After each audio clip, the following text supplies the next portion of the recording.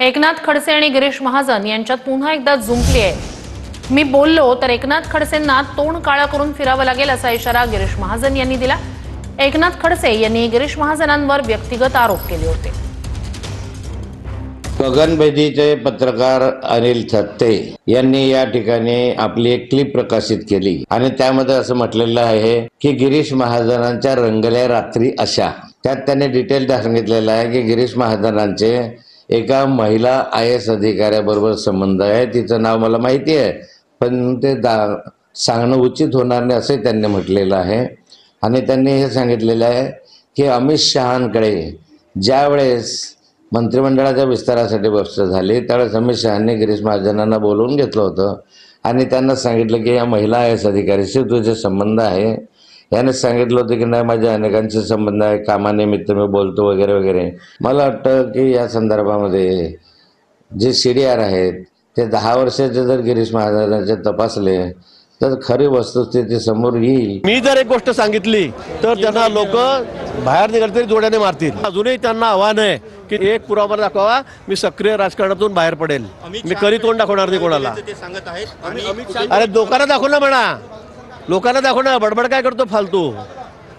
यांना दिले मी त्यांना दिले, माझ्या मोबाईलमध्ये होते, कसे काय गायब झाले मला माहीत नाही, कसे काय हरवले मला माहीत नाही, माझा मोबाईल हरवला। लाज वाटत नाही खोटं बोलताना? थोडंसं लाज वाटत नाही खोटं बोलताना? माझं अजूनही आव्हान आहे तुमच्या सगळ्यांच्या समोर, एक पुरावा तरी दाखवावा, एक पुरावा त्यांनी दाखवावा। आणि माझा आता अंत बघू नका। मी जर एका गोष्टीचा खुलासा केला तर खडसे तोंड काळं करूनच बाहेर पडावं गेला, हेल्मेट लावून कोणाला। घरातलीच गोष्ट आहे पण मी ती बोलणार नाही, मला बोलायला लावू नका। या माणसाने एका बंधू पत्रकाराला सांगून त्याला ह्या विषय उचलायला लावला आणि त्याच्या माध्यमातून हा सगळा विषय झालेला आहे। तर एकनाथ शिंदे जनतेचे मुख्यमंत्री आहेत असं वक्तव्य खासदार धैर्यशील माने यांनी केलंय। कोल्हापुरातील आभार सभेत ते बोलत होते आणि यावर आज टेक्निकली फडणवीस मुख्यमंत्री असल्याचं उत्तर मंत्री गिरीश महाजन यांनी दिलंय।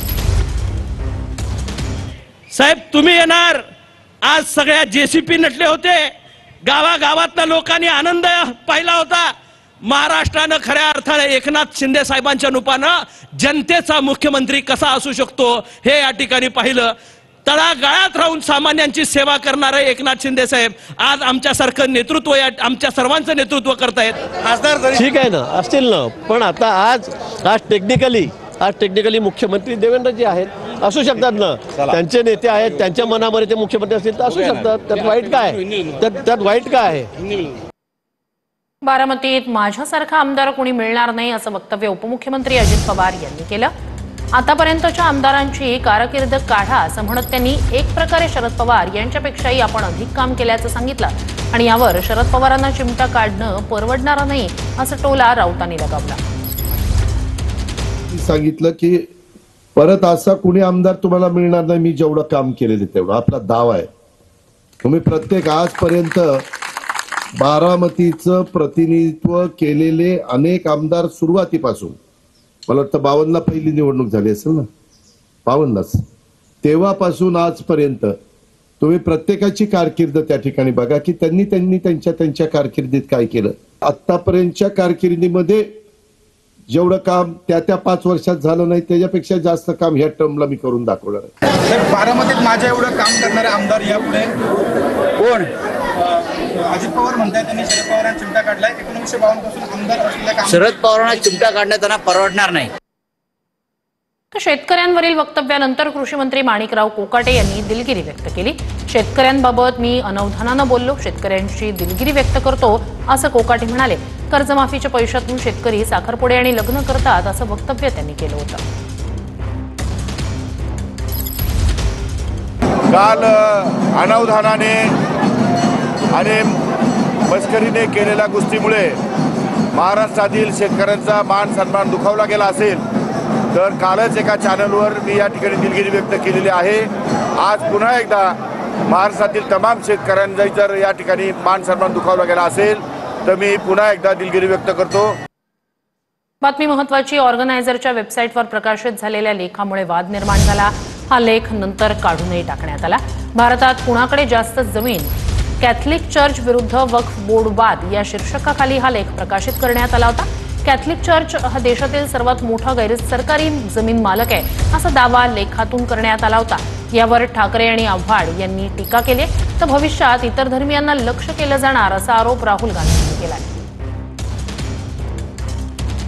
ऑर्गनायझर मध्ये आता छापून आलंय की आता तो कुठला पिक्चर होता ना, आई रे आई अब तेरी बारी आई, सिंगम, तसं आता वक्फ बोर्डाचं पहिलं एक त्यांनी पुढे केलं की वक्फ बोर्डाकडच्या जमिनी पहिल्या घेणार आणि त्यांच्या मित्रांना देणार. पुढची पायरी हे ख्रिश्चन कम्युनिटीकडे जेवढी जमीन आहे त्याच्यावरती घेतील, ती जमीन घेतील. आता सगळ्यांचे डोळे हे उघडले पाहिजेत. म्हणजे लोकांना रोजच्या आयुष्यामध्ये तणावग्रस्त आयुष्यामध्ये जगायला लावायचं आणि दुसऱ्या बाजूला त्यांच्याकडच्या ज्या सगळ्या संपत्ती आहेत त्या काढून आपल्या मित्रांना द्यायच्या. या मासिकामध्ये छापून आलं ते ख्रिश्चन धर्मियांकडे वक्फपेक्षा अधिकच्या जमिनी. याचा दुसरा अर्थ असा की आता मुसलमानांच्या जमिनी झाल्या, आता ख्रिश्चनांच्या जमिनी ताब्यात घ्या.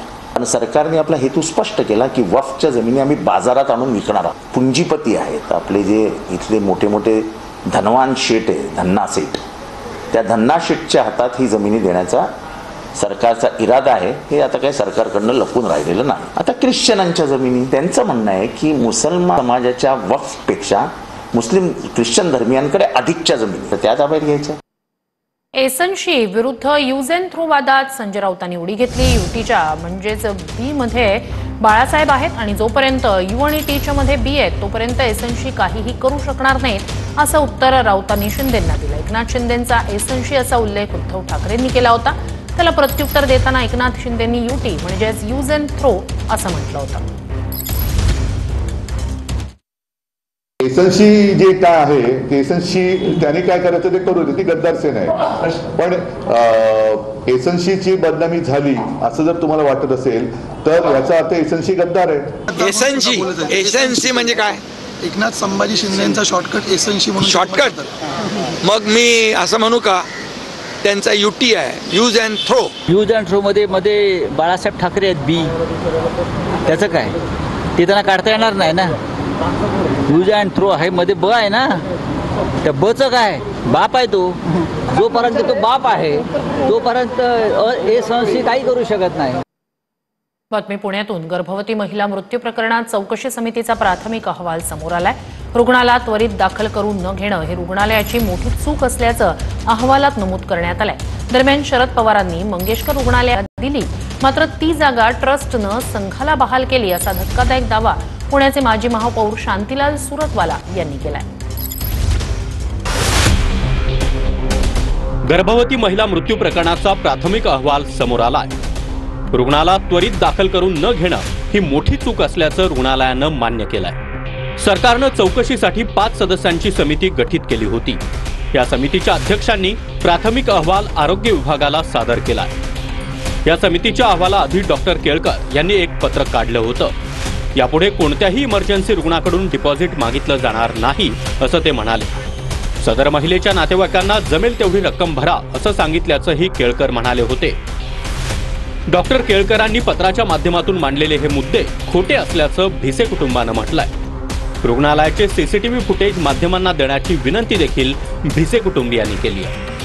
त्यांनी जे ते दावे केलेले ते बोले की 11 वाजता आलेलो, आम्ही 9:01 आलेलो, तुम्ही सगळे सीसीटीव्ही फुटेज बघा, त्याच्यामध्ये सगळ्या गोष्टी क्लिअर होतील. आम्हाला ह्या सगळ्या गोष्टी बोलायची पण गरज नाही पडणार. तुम्ही कुठल्या गोष्टी विचार करून बोलताय? आणि तुम्ही म्हणता की 1 आठवडा सांगितलं होतं. आमच्याकडे पत्र आहे, आमच्याकडे 10 लाख रुपये त्यांनी डिपॉझिट मागितलं. पीडित भिसे कुटुंबाची मंत्री चंद्रकांत पाटील यांनी देखील भेट घेतली. कुटुंबाला न्याय मिळेल असं चंद्रकांत पाटील म्हणाले. घडलेली घटना जी आहे ती दुर्दैवी आहे आणि त्या घटनेची दखल सरकारने घेतली पाहिजे. घेतली. भविष्यात म्हणजे जाणारी आमची ताई तर गेली, भविष्यामध्ये अशा घटना घडू नये म्हणून माननीय मुख्यमंत्री महोदय खूप कठोर यातल्या नियमावली करतायत. ईश्वरी भिसे यांच्या मृत्यूनंतर दीनानाथ मंगेशकर रुग्णालयावर आरोप सुरू झाले. दीनानाथ मंगेशकर रुग्णालयाला शरद पवार यांनी जागा दिली, पण ती जागा ट्रस्टनं संघाला बहाल केली असा आरोप पुण्याचे माजी महापौर शांतीलाल सुरतवाला यांनी केला. दीनानाथ मंगेशकर हॉस्पिटलची जागा आमचे नेते शरदचंद्र पवार साहेब यांनी दीनानाथ मंगेशकर ट्रस्टला दिली.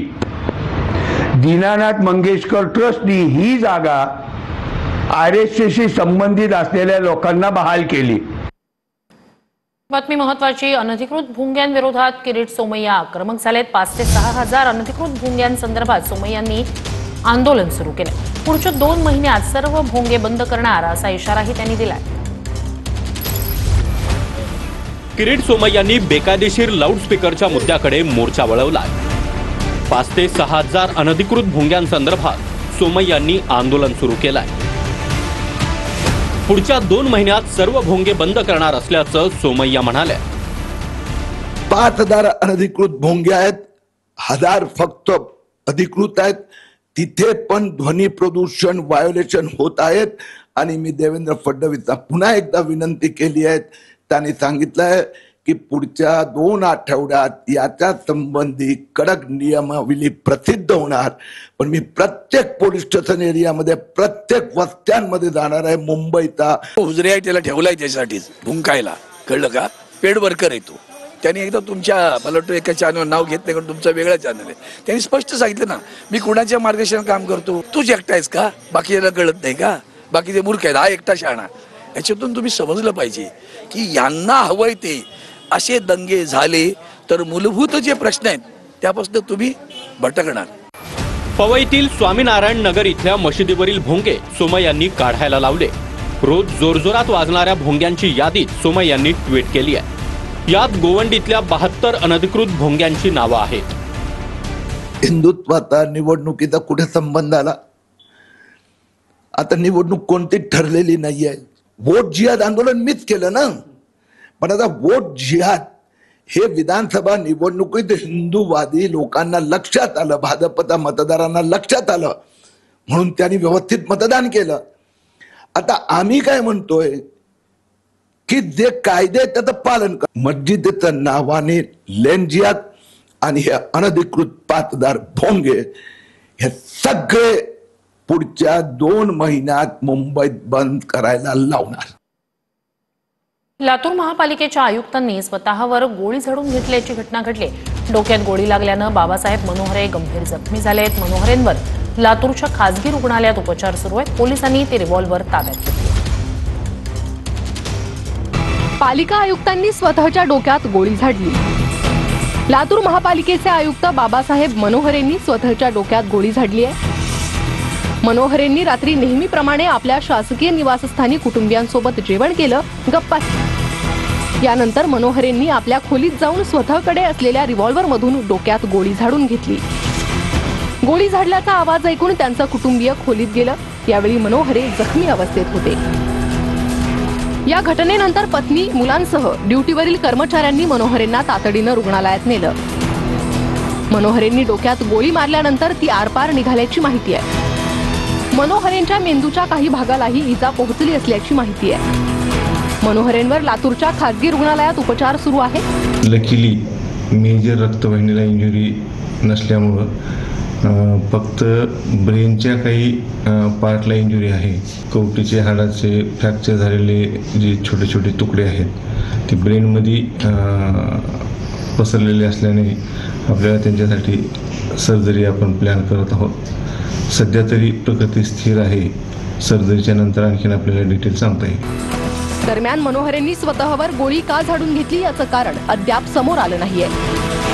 पोलिसांनी मनोहरेंच्या निवासस्थानातून रिव्हॉल्व्हर ताब्यात घेतलंय. बातमी महत्वाची. आंतरराष्ट्रीय. अमेरिकेत डोनाल्ड ट्रम्प आणि एलन मस्क यांच्या विरोधात जनता रस्त्यावर उतरली आहे. अमेरिकन प्रशासनाविरोधात बोस्टनमध्ये हजारो लोक रस्त्यावर उतरले. ट्रम्प यांची धोरणं आणि मस्क यांच्या वाढत्या प्रभावाविरोधात अमेरिकेची जनता आक्रमक झाली आहे.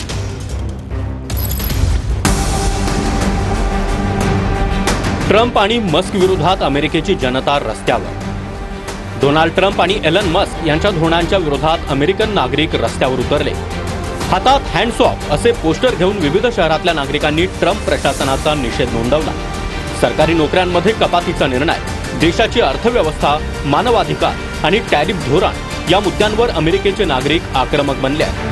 काही दिवसांपूर्वी अमेरिकेतल्या सरकारी जमिनींचं व्यवस्थापन आणि माजी सैनिकांची काळजी घेणाऱ्या कर्मचाऱ्यांमध्ये मोठी कपात करण्यात आली.